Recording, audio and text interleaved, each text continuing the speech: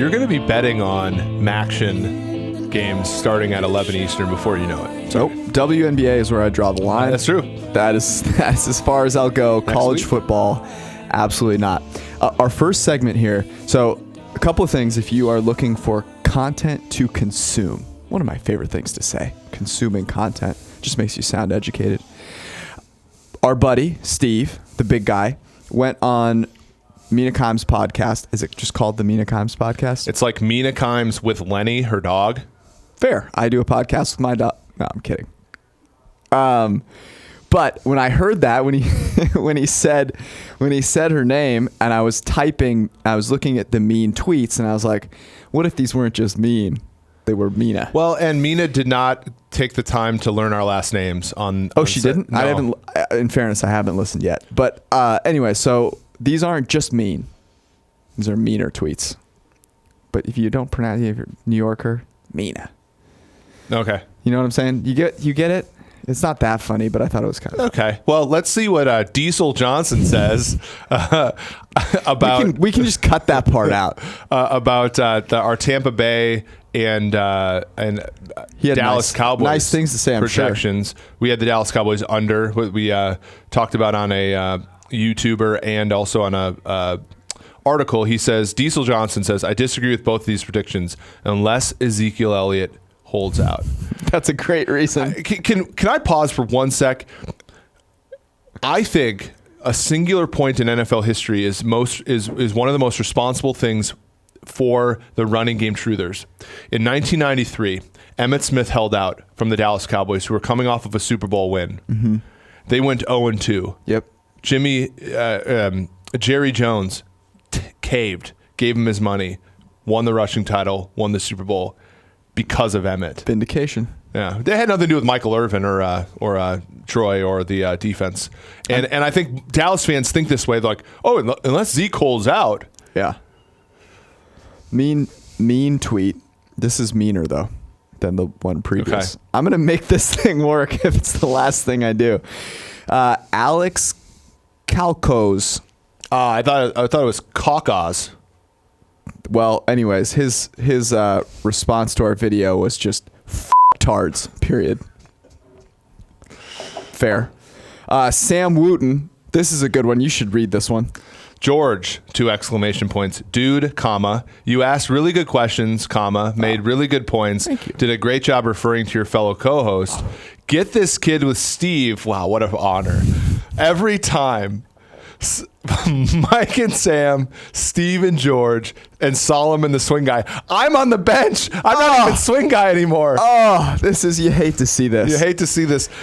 Wow, what a mean. Sending me down to AAA. What a mean tweet. I was combing through them. I saw that. I saw my name with 2 exclamation points. I didn't even read the rest of it. Yeah. I just cut it in. Look, I've been just dumped on by so many fine, upstanding people. One. Finally. So I'm having a good day. I was having a bad day earlier when I tried to pull off a joke that it wasn't a joke that I thought was funny. Didn't work. Don Mon, 808. You guys honestly sound ridiculous. Establishing the line of scrimmage is everything when 2 good teams are playing. Caveat. Running the ball effectively wins games in the NFL, period. Pass rushers, linemen, are also the most important players in defending the rush. Corners aren't. Everyone knows this. What? Brady loses Super Bowls to great D-line groups, also factual, and you're completely, Y-O-U-R, completely ignoring linebackers is hilarious. So he said it. So I guess we should quit. So when Ndamukong Suh, do you think Ndamukong Suh and this guy has a Patreon I can contribute to? He has that Patreon, like his Avi is Patreon colored. So gotta go find it. Do you think Aaron Donald and Ndamukong Suh go to the White House, or do you think they're anti-Trump? Because for beating Brady in the Super Bowl last year, being a great defensive line group, do they go to the White House? I got that. Do they eat the Big Macs, or do they? I don't know. We'll find out soon enough, I guess. It's a great moral question of our time. Also, comment here from a Giuseppe Banner. Everyone knows that the pass rush is more important. You guys are crazy. Oh, thanks. All right, those were our mean tweets. Some of them meaner. No, Mina tweets. Some of them were meaner than others. Yeah. Next, we have a special segment, the establishment of the Gase Force. This just in, had to happen. I just got it. You just got it. You've been talking about the stupid Space Force for like 2 years, and you just got this joke? All right, I'm back on the saddle. But this is interesting. You had a couple of... I didn't find it as interesting as you did, so I wanted to bring it up because I thought the points that you made were valid and make this a kind of an interesting argument. Is this the optimal time to fire your GM? Right, because we've seen this happen with the Bills and Whaley, with a little bit later in the year with Dorsey recently, with Kansas City. Now, we're making a huge leap here that I don't want to make, and you called me out on this when we talked about this privately. My null hypothesis is that the Jets have no idea what they're doing. Okay, but given that they have a plan here, I do think that this is probably the best time if you're doing the coach and GM change, in the sense that like you still need to like scout players for the draft. You have already, like, they weren't intending to fire Todd Bowles last year until well into the season. And so like you do want to like draft players that somebody thinks is good. And since the draft is so like, I mean, I think you just have to like execute it. But now that that's done, now that free agents are gone, now I think like as long as you give Gase a little bit of grading on a curve, and in the sense that this first year of players is really not yours necessarily, then I do think that this is the best time relative to, you know, starting over in like February for a draft that's at the end of April, to me is suboptimal. So I never even thought of the draft situation, and probably one of the reasons I didn't is that look, I think the worst thing that you can do is have someone in the building that thinks they know what they're doing when they're drafting. So if you just pick random players off of our draft board, frankly, anyone's draft board, you're doing average at worst.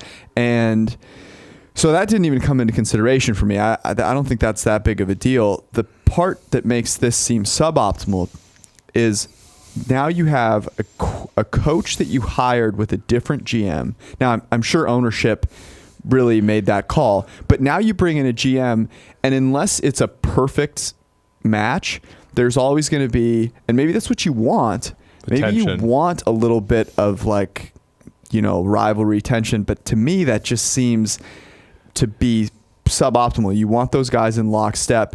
You want them to feel like one success is also your success. And the issue that I would have is that if a GM comes in, he's almost going to be like, well, look, if the current team does well, that's Gase. So I actually want the current team to do poorly so that then I can be the hero type deal. And that sounds awful. Well, but at the same time, though, like Gase, unlike in his press conference, won't be looking the other way when this GM is hired. Stop. So stop. So like he's actually going to endorse this hire probably, right? To some degree. So whereas like if the two guys are hired at the same time, like they're sort of two competing things that are happening at the same time. and so I don't know. I don't think that either one of these, like, I don't think that these teams have a plan except for maybe a handful of them anyway. But if we assume that they do, then like this, I don't think is the most egregious thing in the world. People are always surprised by it, but you know, I think, for example, I think Buffalo, like, you know, modulo their quarterback choice a season ago, are doing some good things, right? And the draft, in the 2017 draft, like, wasn't terrible. Like, they drafted good players in 2017. We get a couple thousand viewers. And you're just going to, I mean, I guess maybe there's a good chance all of them know what that means. Look it up. It's not that hard. I agree with you. Here's not about the modulo thing, but that take in general. What would you do with Le'Veon Bell though now? So new GM, you're the new GM that comes in. What are you doing? I mean, I would. Does he have any trade value? No, I mean, but here's the thing: like, he's not going to have any. it's a sunk cost at this point, right? And their cap space was such, especially now that they didn't land Anthony Barr, their cap space is such that the marginal value of his dollars are not as much as a team that's strapped up against the cap. Like, sure, you can say confidently, like, he's not going to affect their cap significantly moving forward. Right. The issue that I have, the most dangerous thing about having Le'Veon Bell on your team is that he's going to require touches independent of how the game script is flowing. And that was the biggest issue when the, teams had star running backs, is if they had, there were games where, like, the Gus Ferrats of the world, the Vikings quarterbacks who are horrible, would play well, and Adrian Peterson would still require 15 carries, and you would, like, sort of lose the rhythm of the offense. Like, if the Jets avoid that, I think they're fine. It's not great. It's not a decision I would have made with my own free will, but I don't think it's something. If Gaze has always been pretty progressive about running back usage. If that's the case, like, I think they'll be fine. My argument for why you would potentially want to trade him has nothing to do with him helping them on the field, and everything to do with you're struggling to build a viable culture there. And Le'Veon Bell, who is 20 pounds overweight, who doesn't like his coach, getting paid $14 million or whatever the heck it is per year, sounds like a disaster. Yeah, but if they ever have issues, Gase can just look the other way. Nope, you're not going to. Come on. We have to stop the podcast now. I have a take that I want to run by you and see what you think. So the Rams are the Houston Rockets of the NFL. Here's what I mean by that. So the Houston Rockets play a brand of basketball that is very simple. They spread the floor. James Harden goes to work. They shoot a ton of threes, and they do the same thing pretty much every time down the floor. And we've seen them now not be able to get over the hump in the playoffs. And similarly, I think the Rams, who really should have lost in the NFC Championship game, are similar, not necessarily in that they're like trying to take advantage of these analytical, mathematical edges in the game, but that they are similar in that they do sort of the same thing every week. And in the regular season, it's almost impossible to be prepared for it, right? The Rockets come in and teams are just not ready for James Harden to, bait them into 15 foul calls on 3-pointers. And the reason that I think this is interesting is the question then becomes, is there something to the being a good regular season team but not being able to win in the playoffs thing? I'm just looking for where Gurley is on the Rockets. Like, is there a player who gets a ton of points but doesn't necessarily earn them?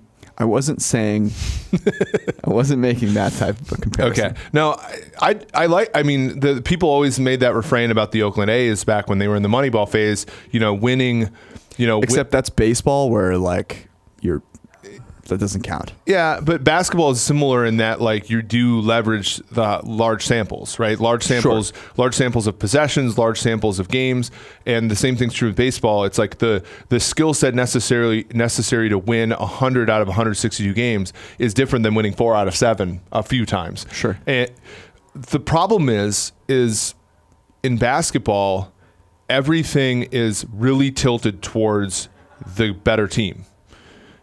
So to be a better team in the regular season almost always gives you a chance to be the better team in the playoffs. In football, it's less so, right? You get a 1-game playoff, and as you demonstrated with the Saints, there's uncertainty that can completely, like, if the Saints and Rams played a 7-game series, I'd imagine the Saints would win, their fair share of them. But I think it's a great comparison. I think the answer is probably going to be unsatisfying to most, which is, if you're a Rockets fan, you just have to deal with the variance, right? You have to hope that there is a significant number of universes where you're going to win one of these things as a product of being good, and swallow that. And I don't think that I think the same thing's true with the Rams. If you ran back the Super Bowl between the Rams and the Patriots, I think the Rams win 45 of them out of 100. And so like that's unsatisfying to the Rams fans because they lost enormously. They lost the 40. 40 is not too high. If you ran it back 100 times, they win 40 to 45 to 50% of them. And it's unsatisfying to a Rams fan because like they got there, right? And it's unsatisfying to say if you play these fundamentals for the next decade, you're going to have a good chance of winning one. Sure. But what would you suggest as the the Rockets' issue is that their edge is this: I'm going to shoot a ton of threes thing, and it's going to catch people off guard on a night-to-night basis. Right? The Rams thing is that look, our run plays and our play action look the exact same, and we're going to have jet sweeps, and we're going to run all these deep overs and stuff, and like you're not going to quite know what's coming. And the average team cannot run with you in that. And the same thing's true about the Rockets. Same thing is true about the Rockets. But a great team can. Like you need to have, like the Rockets need to have more. They need to have another thing. Yeah. Right? They need to have some extra bullets in the. But are they afforded? Because are they afforded that opportunity? Because the Patriots have 17 other things. And they're okay with losing by 21 to Tennessee in the middle of the season. They're okay with losing by multiple scores to Detroit. And I would imagine the Rockets now have that affordability, right? They may only made the 4th seed this year in the West, right? So if the Rams, but in the NFL, it's sort of strange because like if the Rams mess up, they're no longer the 2 seed in the NFC. There's teams that are gunning for them. So like, how do you build a secondary thing in an NFL where like practice time is limited, your quarterback is kind of limited, like for the Rams, and like it's just an interesting thing. I think where the comparison breaks down is that the Rockets have a legitimate superstar at the most important spot for them, and the Rams do not. Yeah. Well, and I also think that the Rockets, by and large, do it. They're both innovative, but the Rockets are leveraging math in a way that the Rams aren't. They're just more innovative in the kind of the different little things that they do, pace and stuff like that. For sure. Cool. That's a good idea. I do think that's a good comparison. I'm curious if anyone out there of the people that are now still listening, the 5 of you after Eric has said the word modulo, if you have any other takes on comparing teams from different sports, because I think that's fun. Let's talk real quick. The Bears under and Titans under. We wrote up an article. You can go read it on ProFootballFocus.com, but let's do this real quick. Bears 9.5. I'm going to give a couple of reasons why that is too high and you should bet the under. First is defense was their calling card last season. Defense, as we know, regresses or isn't just not as stable as offense, likely to regress more to the mean there. They obviously lose Vic Fangio. They lose Bryce Callahan and Adrian Amos.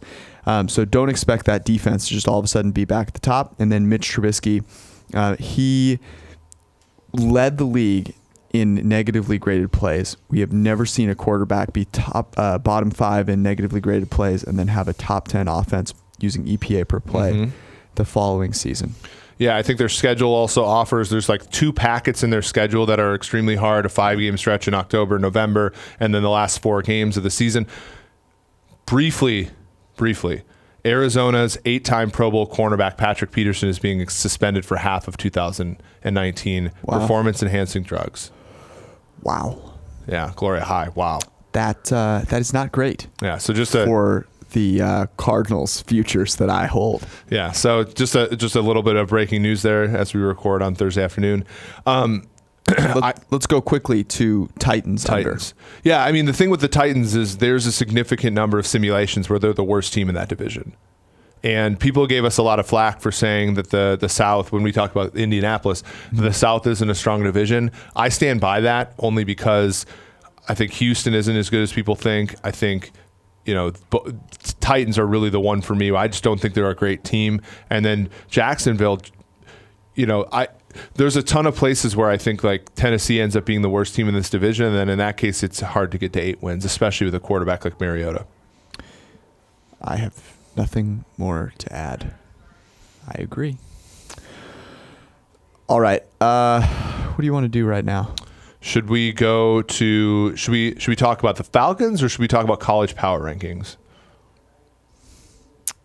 Or should we do questions from the dark web? I feel like we got to do a question from the dark web because our buddy Ben Baldwin decided to write an article with dark web in the title. We're getting royalties apparently from it. So that's good. Look for, it's going to be like one of those deposits where like a place is just checking that your account is real. It's like 2 cents. We'll deposit 2 cents and then take it back. Take it back. Is it Litecoin? Yeah. This is what I wanted to talk about, and maybe there are people that are listening that will care about this. I had this idea that we do, now it's the off season, we go back and we watch some games, rewatch some games that were really interesting, that at the time were a big deal. Maybe it's last season, maybe it's multiple seasons ago, and then have like 5 minutes where we talk about them. If we were to do that, which would be the first game that you'd want to rewatch? You're the king of rewatching games. I am. There's a couple, and they center around teams I enjoy watching. I think Rams Vikings on Thursday Night Football from early in the season was one.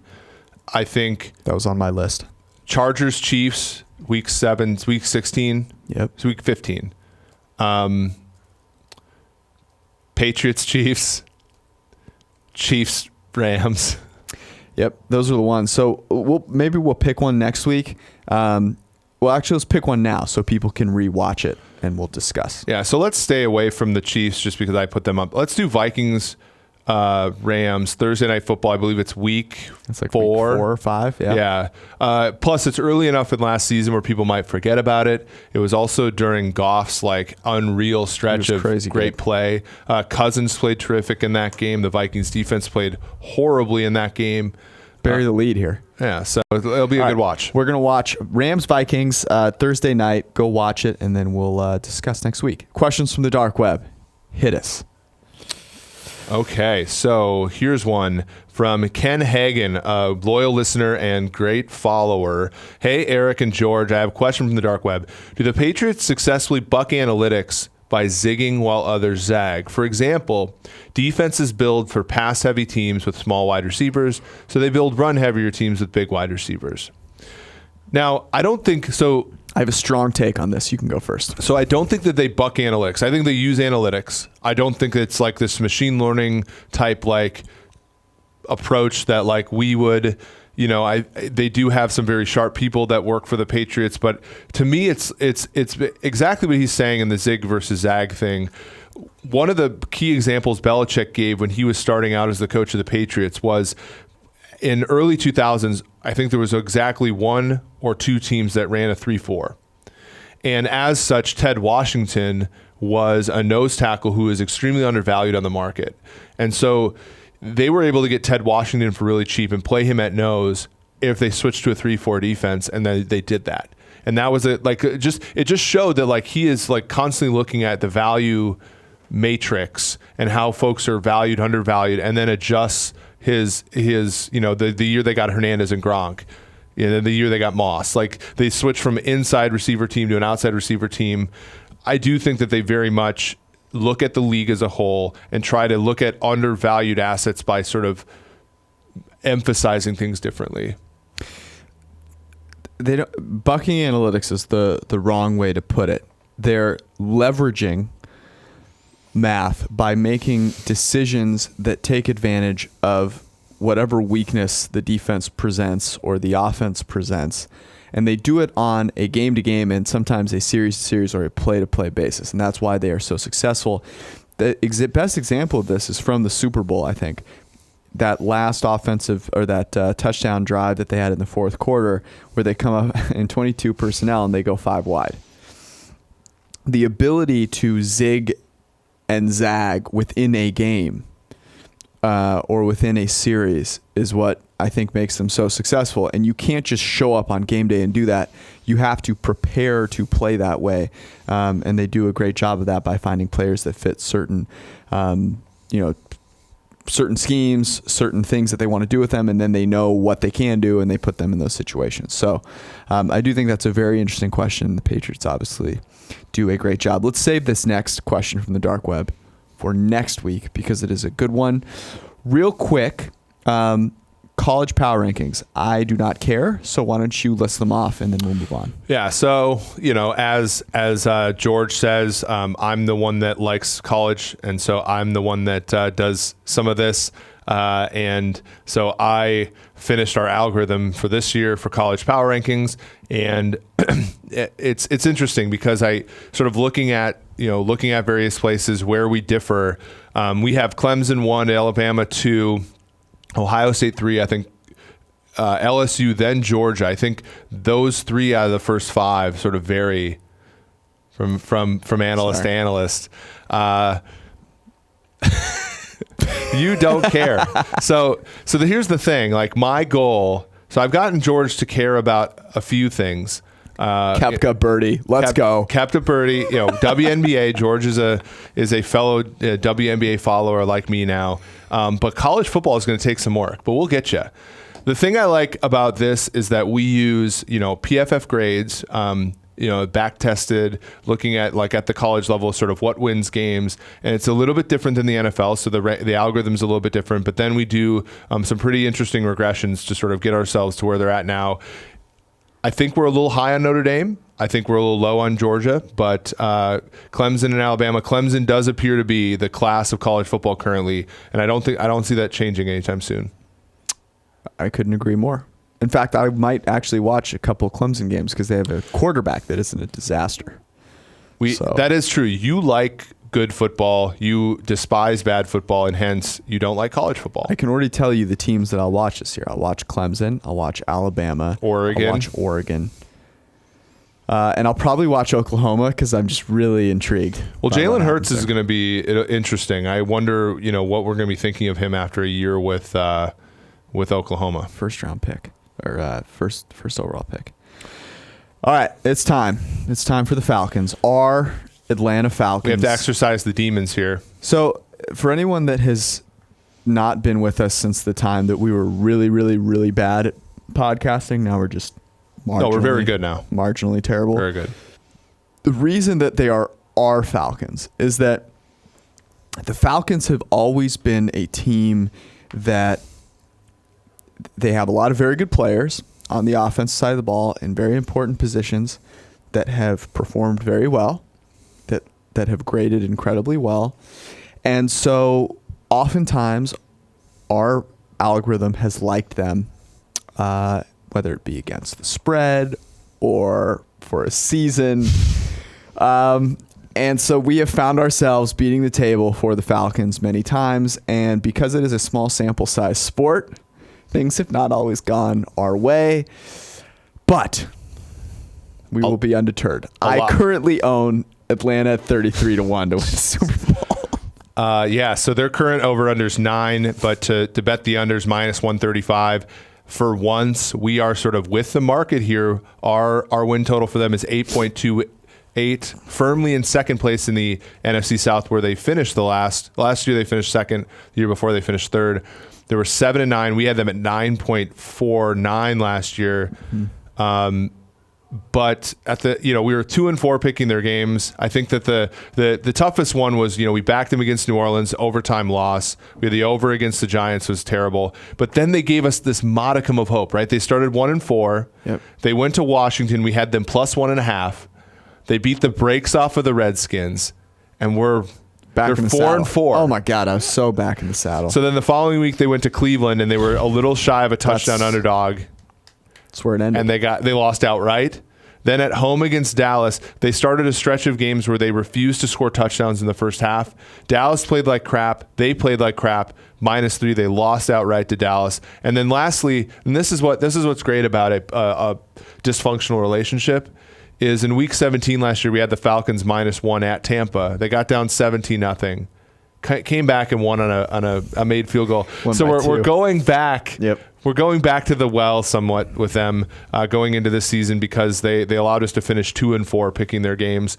And as you said, they have great like a Ryan and Jones, Grady Jarrett, Mohamed Sanu, Marcus Trufant, DeMonte KZ, Alex Mack, Calvin Ridley, most valuable players, all worth significant wins above replacement. And in their least valuable group, they've gotten rid of some of these players, right? Robert Alford's one of the third least valuable player. Vic Beasley was their least valuable player last year. Tevin Coleman, one of their least valuable players, goes to your team in San Francisco. Zane Beadles. So there is going to be some benefits to them getting the Ricardo Allens back, getting the who's the corner, the safety, Keanu Neal, getting the Deion Jones back. So I do think that there's going to be a chance for them to improve this year, especially with the two interior linemen they got in the draft. Well, I think it's worth pointing out that Deion Jones was such a huge part of that team.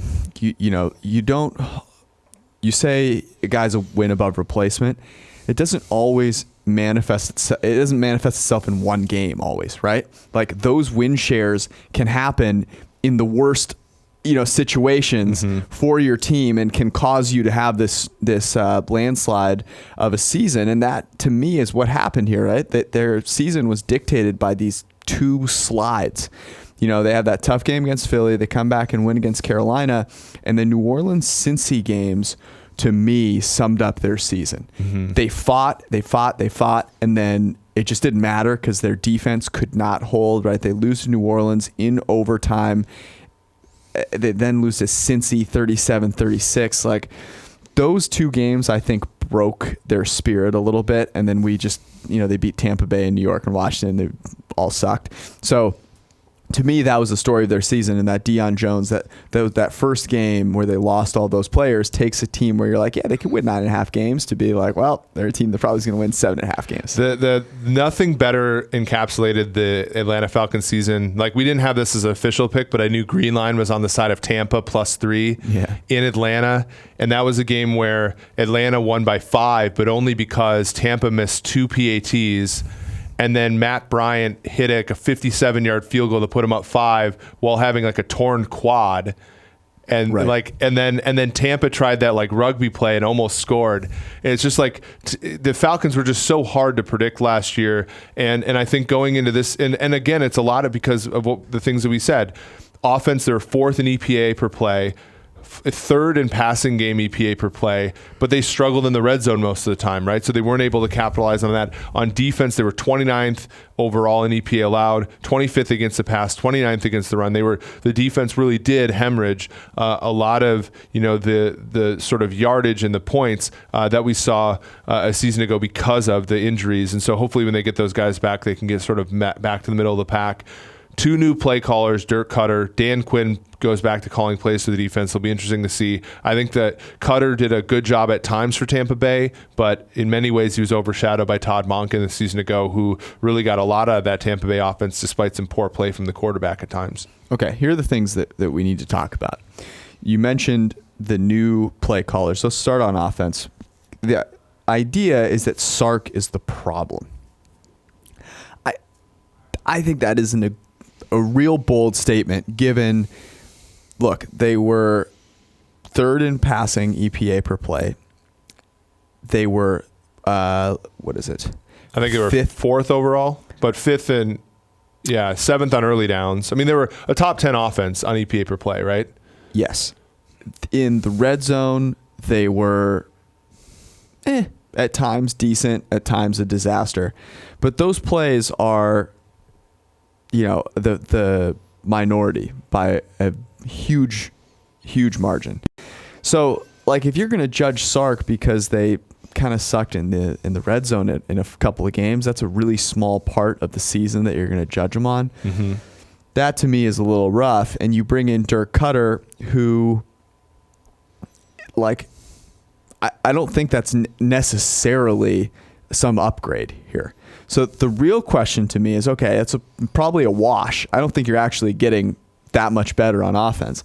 So they don't go draft a bunch of coverage guys. They draft a couple of offensive linemen. And they don't get a 2nd or 3rd round pick because they moved back and got McGarry here. So, okay, they get some offensive linemen. That's great. So what it boils down to is, does getting these guys back from injury and having Dan Quinn call plays on defense, does that take you from 25th against the pass and 29th overall? Can that get them to 15th?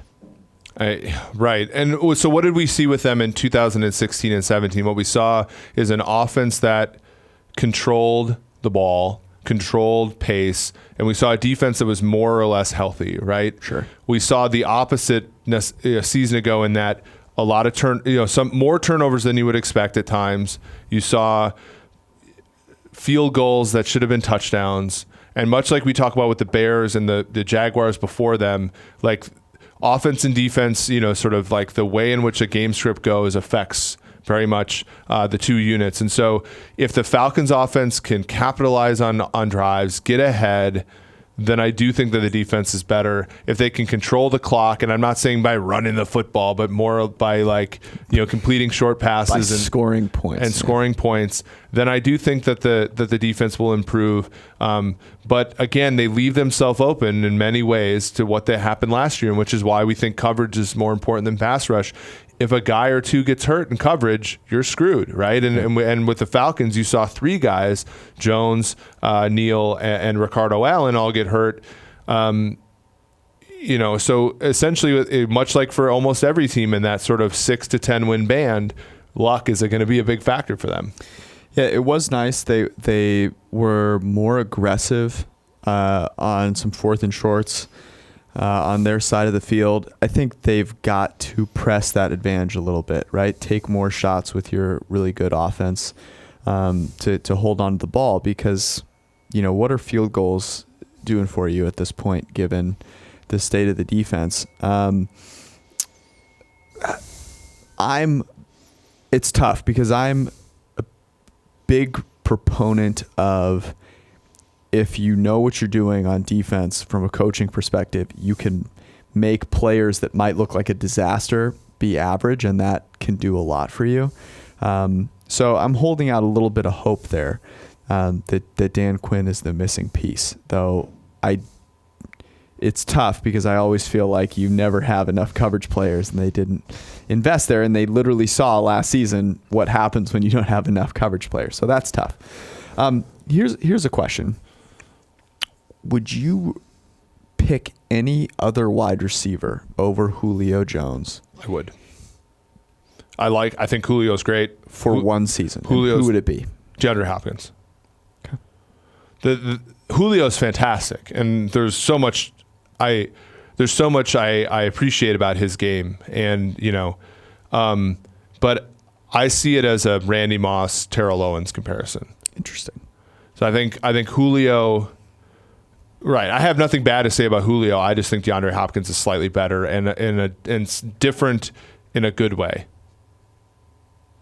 I think the contested catches that Hopkins can make, I think the lack of drops, I think the ability to and if Hopkins ever got a quarterback like Matt Ryan, I think he would be lights out. And so that's the one that I can think of off the top of my head. What about you? Hopkins, I think, is the clear choice. To me, though, it's really about Hopkins plays every snap.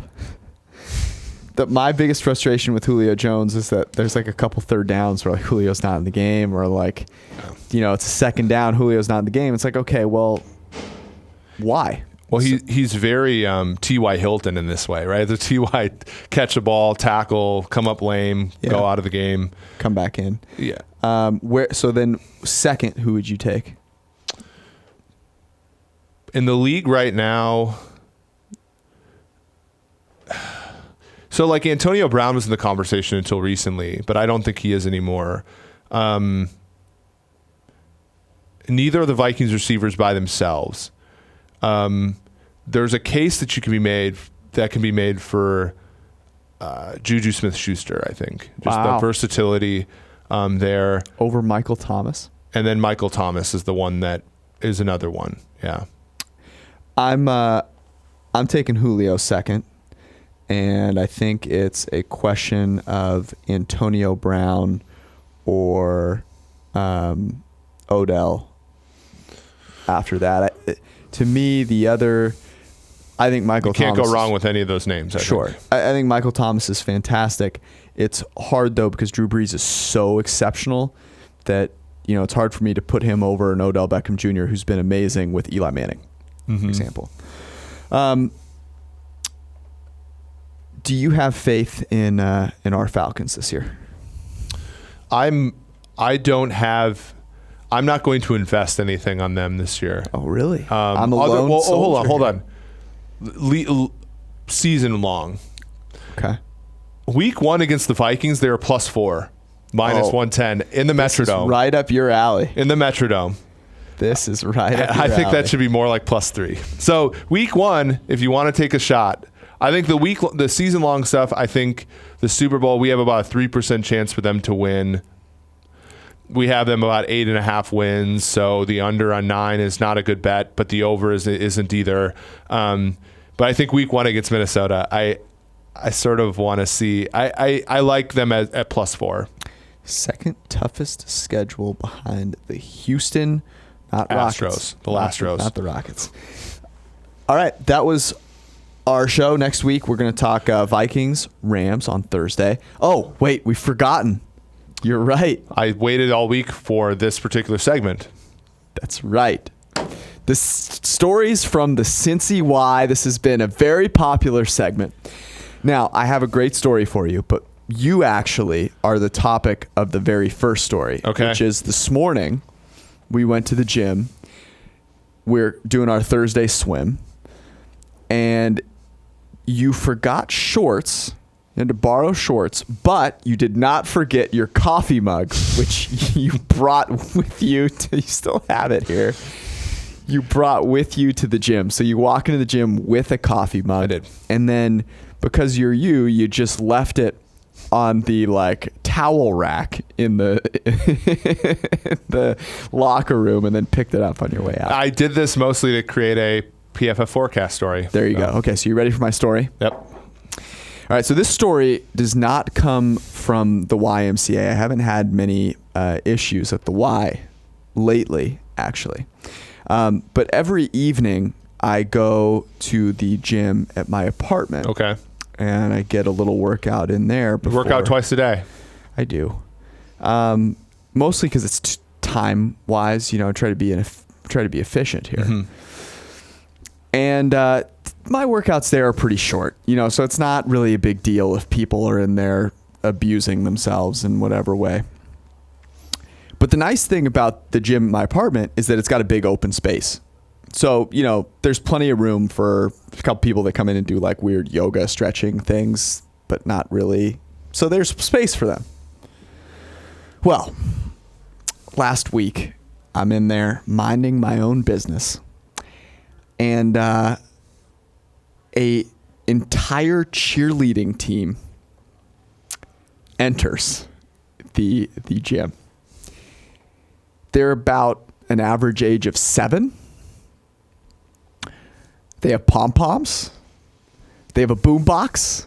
They have a coach. Their coach apparently lives in my building. I see. And had a fob and brings her entire cheerleading team of 7-year-old girls into the gym, and they proceed to have cheerleading practice. So they've got... How mad were you? The funny thing is that I wasn't even close to the most mad of the entire group of people that were in the gym. There was one person that just got up and stormed out. I would never do that because I would never let a group of 7-year-old cheerleaders cut my workout short. That's growth. That's growth on your part. That's never going to happen. But it was incredible. Just brings them in there. I mean, now I didn't want to be that guy, so I didn't really want to complain. When I walked out, saw our secretary, receptionist, or whatever, and I was like, so cheerleading practice in the gym. Interesting. And she goes, yeah, I already heard about it. Next day, there's a sign that has age limit 15. Come on. Posted on the door. Which doesn't seem to really be the issue. If they were 15 or older would not have actually would have taken up more space. Would have been just as bad. Oh man. Here's the question that I have, because oftentimes this will determine your response to things like this. Was the coach fit? Not really. I mean, like, kind of. Okay, so if the coach was less so, would you have gotten more upset? You mean like if it was an obese cheerleading girl?